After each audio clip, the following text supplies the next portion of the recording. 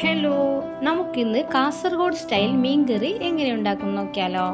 അതിനു വേണ്ടി ഞാൻ 3/4 കിലോയോളം ആവോലി മീനാണ് എടുത്തിട്ടുള്ളത്.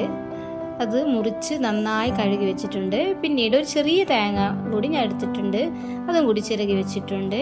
ഇനി ഒരു നെല്ലിക്ക വലിപ്പത്തിലുള്ള വാളംപുളിയാണ് വേണ്ടത്. പിന്നീട് 3 ടീസ്പൂൺ മുളക് പൊടി, 1.5 ടീസ്പൂൺ മല്ലിപ്പൊടിയാണ് ഞാൻ ഇതിന് വേണ്ടിയിട്ട് എടുത്തിട്ടുള്ളത്. ഇനി നമുക്ക് ഇതെല്ലാം കൂടിയിട്ട് നമുക്ക് മിക്സിയുടെ ജാറിലിട്ട് നന്നായി അരച്ചെടുക്കാം.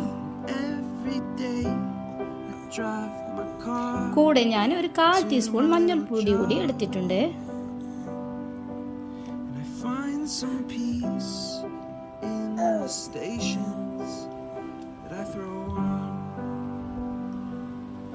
ഇപ്പോൾ നന്നായി ഞാൻ അത്യാവശ്യത്തിന് വെള്ളം ചേർത്ത് അരച്ചെടുത്തിട്ടുണ്ട്. ഇനി പുളി കൂടി ചേർത്ത് അരച്ചെടുക്കാം.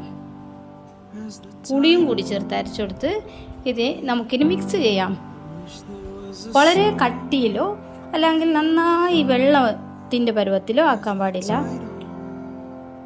കുറച്ച് വെള്ളം ഒഴിച്ച് പാകത്തിന് ആക്കിയെടുക്കാം. ഇപ്പോൾ നല്ല പാകമായി വന്നിട്ടുണ്ട്. ഇനി ഇതിലേക്ക് ഒരു തക്കാളിയും ഒരു പച്ചമുളകും കഷ്ണങ്ങളാക്കിയത് കൂടി ചേർക്കാം. കുറച്ച് കറിവേപ്പിലയും കൂടി ചേർക്കുന്നുണ്ട്.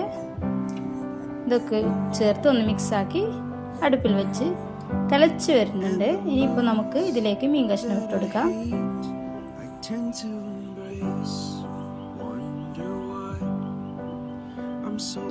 മീൻ കഷ്ണമെല്ലാം ചേർത്ത ശേഷം ഒന്നുകൂടി ചെറുതായിട്ടൊന്ന് ഇളക്കി കൊടുക്കാം.